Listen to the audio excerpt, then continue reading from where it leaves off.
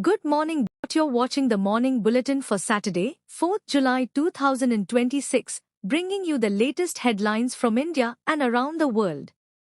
Defence Council greenlights 52,000 crore rupees military modernization push.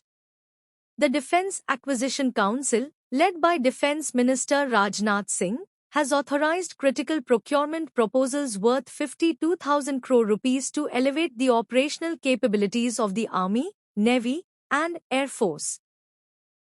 This multi-billion crore capital deployment reinforces India's indigenous defense manufacturing ecosystem while directly upgrading border security and air defense networks against emerging unconventional threats.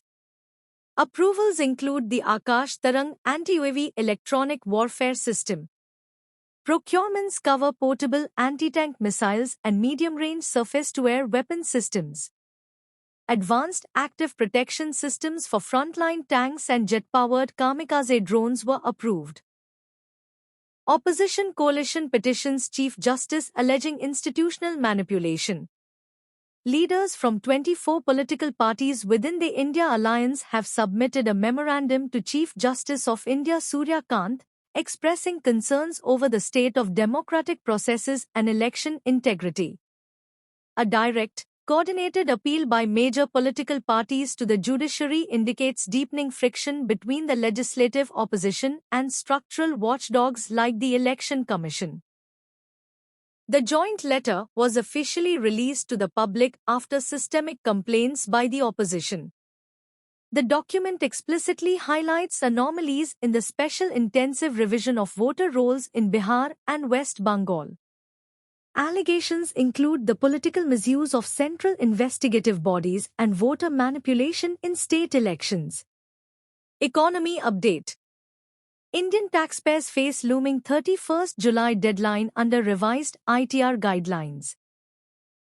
The countdown for filing income tax returns for assessment year 2026 to 27 has intensified as individual, salaried taxpayers race to meet the firm 31st July deadline. Severe statutory revisions mean non-compliance will trigger immediate legal penalties, while corporate filings face extended schedules to ease compliance burdens.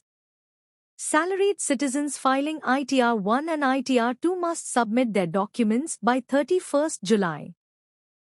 Failure to meet the designated target will prompt late filing fees up to 5,000 rupees under Section 234F. Deadlines for business entities and independent professionals using ITR 3 and ITR 4 are extended to 31st August. International Affairs. Tehran holds week-long memorial following assassination of Supreme Leader. High-ranking Iranian dignitaries and millions of citizens gathered at Tehran's Grand Mosalla for the mass funeral proceedings of the country's supreme leader, Ali Khamenei.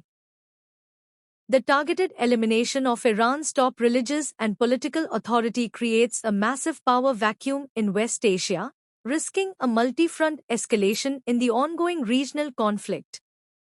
Ali Khamenei was killed earlier this year in joint US-Israeli airstrikes. The death triggered a wide-scale, 4-month-long war that has destabilized global supply chains.